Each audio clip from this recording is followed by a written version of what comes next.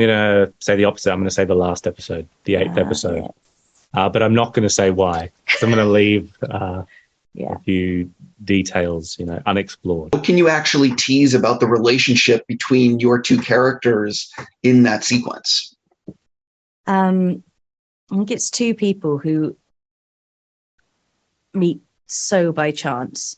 I think that their dynamic, which unfolds as the show progresses, it's more. No, you're not allowed, but come on. Yeah. Yeah, exactly. Come on. I didn't think I actually had that many tangible props. I had some very cool costumes. Yeah, I actually know. I have a pouch. Down and out a lot. What about my pouch? Halbrand's pouch that you see actually, I think, on the raft. It's like a necklace with a little thing there. What's it made out of? What does it feel like? I don't know. It's made out of leather, kind of like suede-y leather. Glass in it as well. Glass, doesn't it? Oh yeah, no, it does. Yeah. Then it has like the. It's about episode 6. I keep hearing episode 7. I'd want to teleport. Flying would be pretty cool. But you must maintain a good body temperature. Otherwise you could only with fly the flying. really low. Oh yeah. But low flying is quite cool as well, no? Or is it a bit illegal? It would just be a bit like someone who just would stand while everyone else is sitting. Just hover while everyone else is talking. I get to spend much time actually in New Zealand. For example, I did the Northern Circuit, which is where you do the crossing and then you do a couple other days going around. That was very cool. That was very nerdy. That's the hardcore. You can't top that though, can you? I didn't do that. Did I invite you? I was too busy. I was too busy not doing that. This was a solo trip. It's just for me. Going Aragon. Oh yeah, you sleep with the saw by your side, don't you? Yeah, in the scab. In the scabbard. In the scabby scabbard. In the scabs. Their meeting shouldn't have happened. But I think when they meet, from Hal's perspective, he knows there's something special about Galadriel. But or have it make peanut butter. Oh, that's a good. No one said that yet. Yeah, so you just hold it up, and out of it just comes crunchy peanut butter. Crunchy. Or crushed avocado. So you're gonna say mashed potato. Just make mashed potato. You'll be so gutted if this comes to pass and we all have our teleporting ones and you have your mashed potato. Yeah, exactly. You guys are just flying around, just making mashed potato. 7? Yes, 7. Yeah. 7's the one where dancing. He's not Australian. Don't know why I did that. Dancing. Sorry. And it was really exciting when we got that because I didn't know that we'd be talking about Celeborn. Yeah. So that was a big moment. Yeah. Would you say you have a scene that you're most proud of? Without giving too much away, of course. I would say me and Rob Aramayo. I love my scenes with you. Sorry. Don't worry. We haven't. Who has it in the makeup chair the longest? It's definitely you more consistently. Yeah, right? but if you're scabby, then it's. If I have the scabs, then I'm there for quite a long time. It's a scabs day. Yeah.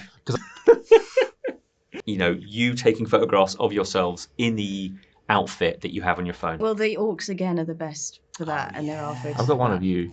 Loved your performance in St. Maud. Thank you. And there's quite a lot of physicality to that as well. You as well. I'm a big fan myself, actually. That's it. Yeah, so. It was amazing. I got to watch because I just stand there and watch. No, you do a nice little kick. There's a nice little thing at the end. Yeah, that was the last bit of filming. But I got to watch, we had amazing stunt teams, but you did the whole thing yourself. I mean, it was amazing.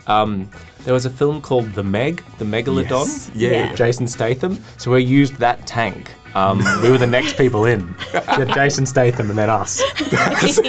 You do look very heroic in that. The armor, when you first came out in your armor, everyone was very impressed. Yeah, it really does look like a hero. It's pretty spectacular. The armor is very and it makes you enormous. Yeah, you're big anyway, massive. And I guess he's leaving his past behind. I guess he's at a crossroads in his life. And then he meets Galadriel on the raft in the middle of the Sundering Seas. And it's quite nice watching their relationship unfold as the season progresses.